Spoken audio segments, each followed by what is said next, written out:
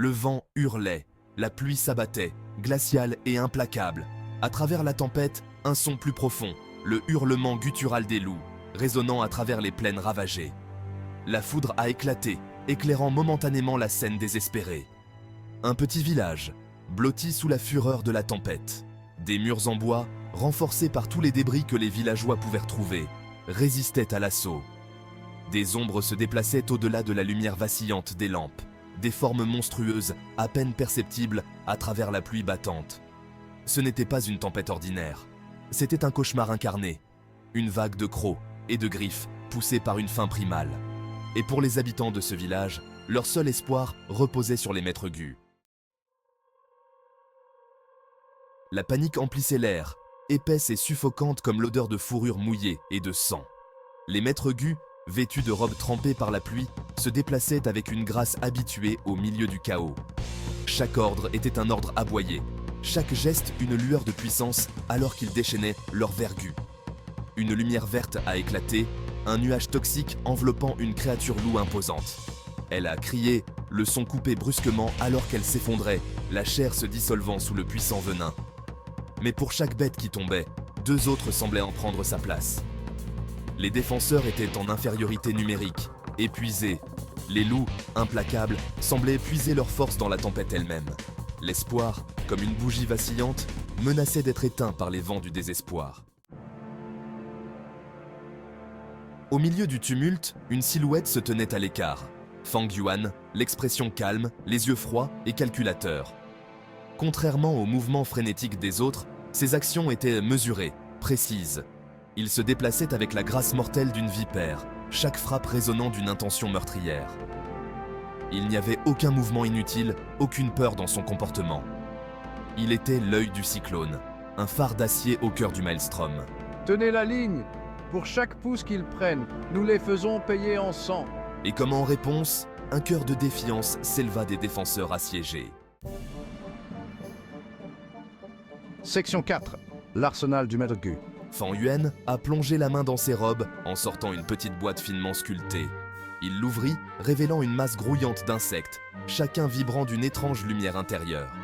C'étaient ses armes, ses alliés dans ce combat désespéré, les vers gus. D'un ordre murmuré, il a déchaîné un essaim de scarabées vert jade. Ils ont jailli, bourdonnant avec colère, leurs mandibules déchirant la chair et les os avec une facilité effrayante. Un mouvement de sa main et une araignée cramoisie a tissé une toile de soie scintillante, piégeant un groupe de loups en charge. Chaque vergu était un outil, une arme perfectionnée au fil d'années d'entraînement et de sacrifice.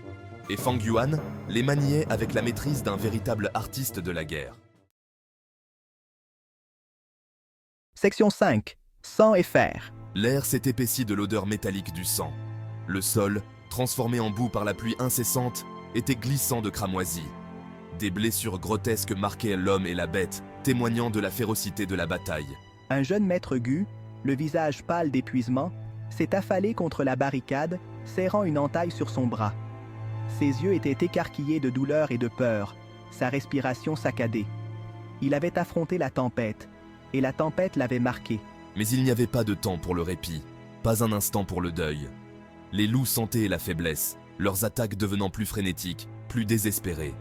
C'était un combat pour la survie, une danse avec la mort jouée sous un ciel de feu et de fureur. Section 6. L'Alpha arrive. Un hurlement effrayant, plus fort et plus primal que tous ceux qu'ils avaient entendus auparavant, a traversé le vacarme. L'air lui-même semblait crépiter de puissance brute. Du cœur de la tempête, une forme monstrueuse a émergé, plus grande et plus effrayante que tout autre. Ce n'était pas un loup ordinaire, c'était l'Alpha, le chef de meute, les yeux brûlants d'une lumière infernale.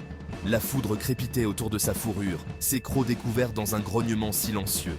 La terreur, brute et primale, saisit le cœur même des défenseurs les plus courageux. Le cours de la bataille sembla tourner. Les autres loups, comme s'ils puisèrent leur force dans leur chef, redoublèrent d'efforts, leurs attaques devenant plus féroces, plus implacables. C'était le moment décisif, le combat final. Section 7. Le calme avant la tempête. Fang Yuan regarda l'Alpha s'approcher, son expression indéchiffrable. Il ressentit une lueur de respect pour la puissance brute de la créature. Mais il n'y avait aucune peur dans son cœur. Il avait déjà affronté la mort, avait regardé l'abîme et en était sorti victorieux. Prenant une profonde inspiration, il plongea la main dans ses robes, ses doigts se refermant autour d'une petite pierre lisse. Ce n'était pas un vergu ordinaire. C'était quelque chose d'ancien, quelque chose de puissant, quelque chose de dangereux. Un dernier recours, un pari contre des obstacles impossibles. La tempête faisait rage autour d'eux, une symphonie de chaos et de destruction.